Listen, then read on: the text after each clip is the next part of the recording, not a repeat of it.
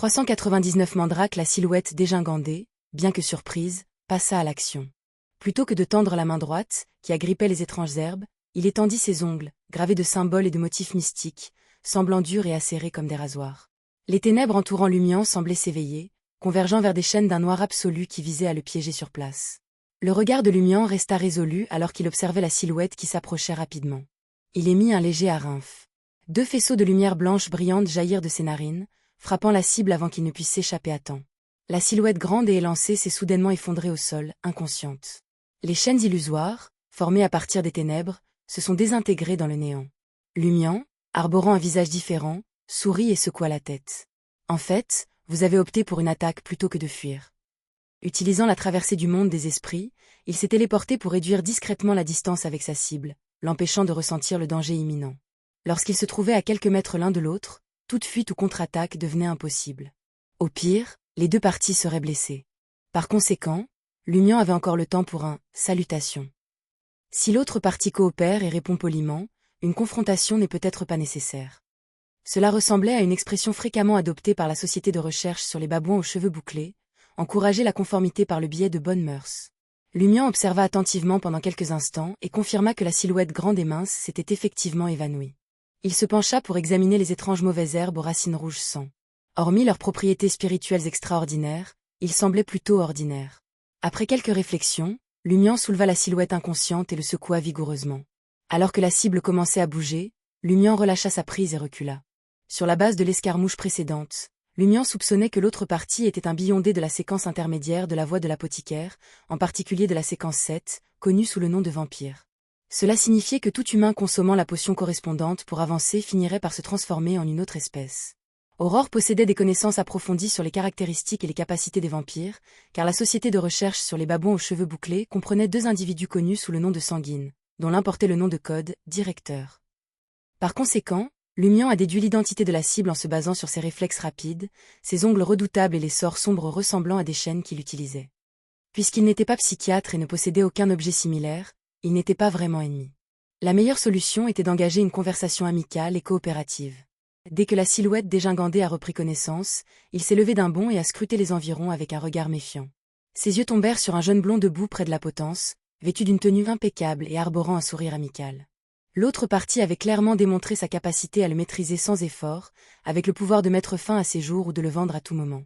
Cependant, au lieu de lui faire du mal, il avait choisi de le réveiller. La silhouette dégingandée rappelait l'apparition soudaine de l'autre partie et les étranges rayons blancs. Il ne pouvait s'empêcher de penser que même si les barons ou même les vicomtes de sa famille le confrontaient, le résultat ne serait pas aussi rapide et unilatéral. Couplé à son ignorance de la nature des 2 faisceaux blancs et du chemin correspondant, il soupçonnait que l'individu devant lui avait dépassé ses attentes en termes de séquence. « Que veux-tu » demanda la silhouette dégingandée d'une voix grave.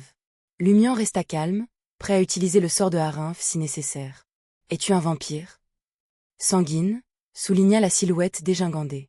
Lumian leva les yeux vers le ciel, vers la lune cramoisie et demanda avec un sourire. « Quelle famille » Bien qu'il ne connaisse aucune des nombreuses familles de vampires ni des noms de familles célèbres, cela ne l'a pas empêché d'assumer le rôle d'un être ancien, sage et ayant beaucoup voyagé. Sentant la peur dans l'attitude du personnage dégingandé, Lumian a saisi l'opportunité de jouer ce rôle, s'inspirant de personnages comme l'ancien monstre Amon, qui avait vécu pendant des éternités. « Je suis de la famille Bruche », déclarait avec fierté la silhouette grande et élancée. « Je m'appelle l'Anneau Bruche. » De quel genre de famille s'agit-il? Je n'en ai jamais entendu parler. Lumian hocha légèrement la tête et dit « Ah, la famille Bruche. » Il jeta un coup d'œil à l'étrange herbe dans la main de l'Anneau. « Qu'est-ce que c'est » C'est Mandragore, répondit sincèrement l'Anneau, estimant qu'un beyondé aussi puissant n'aurait pas beaucoup d'intérêt pour une plante principalement utilisée à des fins spirituelles.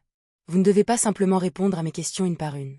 Soyez proactif et fournissez le contexte et les raisons de votre présence ici. Comment puis-je entretenir ainsi mon image? Lumian le réprimanda intérieurement alors qu'il réfléchissait rapidement. Êtes-vous venu spécifiquement pour la récupérer parce que cette herbe a une signification unique pour vous? L'Anneau hésita un instant avant de succomber à sa peur. Oui, la lotion qui en est faite peut m'aider à résister à la poussée de spiritualité pendant la pleine lune. Poussée de spiritualité. Lumian se souvint de quelques détails des grimoires d'Aurore. Le directeur de l'équipe de l'Académie avait cherché une solution à la poussée de spiritualité pendant la pleine lune au sein de la société de recherche sur les babouins aux cheveux bouclés, mais n'en avait trouvé aucune. Selon les récits sanguines, après le réveil de l'ancêtre de l'espèce ancienne il y a quelques années et sa récupération de l'autorité auprès de la déesse de la nuit éternelle, tous les sanguines étaient devenus instables pendant la pleine lune. Ce n'était pas la folie qui affligeait les mutants, mais une forme de sublimation.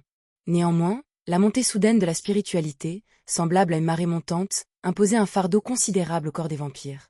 Certains ont éprouvé des hallucinations ou un danger inutile en raison de leur perception spirituelle accrue au cours de cette période. Lumian regarda l'anneau avec intérêt et demanda. Mandragore peut supprimer la poussée de spiritualité pendant la pleine lune. Les quelques sanguines que j'ai rencontrées semblent l'ignorer. Toute la société de recherche sur les babouins aux cheveux bouclés ne le savait pas. Je crois que je suis peut-être le premier à avoir fait cette découverte. La mandragore est une plante qui prospère sous les cadavres des pendus. Elle semble tirer son pouvoir d'une sorte d'influence divine terrestre. Plante spirituelle associée au domaine terrestre? Lumian demanda pensivement. Comment êtes-vous tombé sur cette révélation? Constatant qu'un Beyondé aussi redoutable ignorait les origines et les applications de Mandrake, le sourire de l'Anou s'élargit. Au début, des rumeurs circulaient selon lesquelles les plantes qui poussaient sous les corps des pendus étaient capables de traiter diverses maladies. Étant donné que chaque sanguine est un apothicaire, je ne pouvais pas entièrement écarter ces rumeurs. J'ai donc décidé de tenter le coup. J'ai fabriqué une lotion à la mandragore et j'ai découvert qu'elle supprimait remarquablement les fluctuations de spiritualité. Rumeurs. Des rumeurs encore une fois. Lumian réprima son froncement de sourcils. Savez-vous par hasard d'où proviennent ces rumeurs? Je crains que non, répondit l'Anou en secouant la tête. À Trèves, les rumeurs abondent. Par exemple, ces derniers mois, je craignais que la récolte imprudente de mandragore par des citoyens mal informés ne perturbe sa croissance. Cependant, de nouvelles rumeurs ont fait surface, selon lesquelles les gens courent désormais après la terre imbibée de sang des condamnés à mort. C'est en effet un défi de retracer l'origine des rumeurs à Trèves, remarqua Lumian, une pointe de résignation dans la voix. Pourquoi avez-vous apporté à la potence de la terre tachée du sang d'un condamné à mort? L'Anou a fièrement affiché ses découvertes. J'ai découvert que la mandragore prospère sous les corps des pendus. Bien qu'elle soit très efficace, pendre des personnes n'est pas un phénomène courant.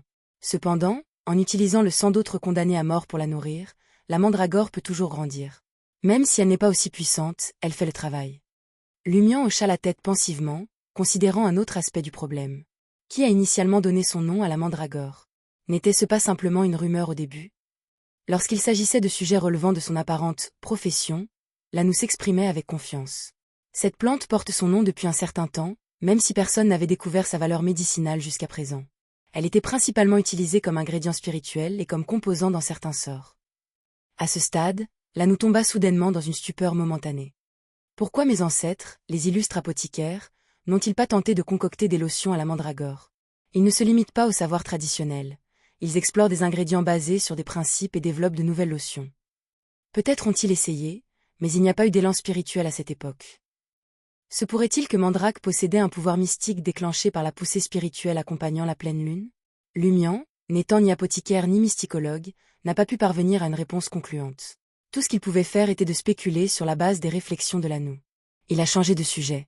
Pourquoi vous êtes-vous abstenu de signaler l'utilité de la mandragore à vos aînés? Cela pourrait avoir une grande importance pour l'ensemble de la communauté sanguine. L'Anou balbutia. Il y a encore quelques problèmes avec les lotions que j'ai fabriquées. Je ne suis pas sûr que la toxicité de la mandrake puisse être entièrement neutralisée. J'ai l'intention de vérifier cela avant d'informer les supérieurs. Ce n'est qu'alors que je pourrai avoir une chance claire d'accéder au rang de baron. Quel problème avez-vous rencontré? Demanda Lumian, en partie curieux et en partie assistant le directeur de la société de recherche sur les babouins aux cheveux bouclés. L'Anou a ajusté ses longs cheveux noirs et a exprimé ses inquiétudes avec un mélange de confusion et d'appréhension. Chaque fois que je consomme les différentes lotions à base de mandragore, cela équivaut à ingérer des champignons vénéneux.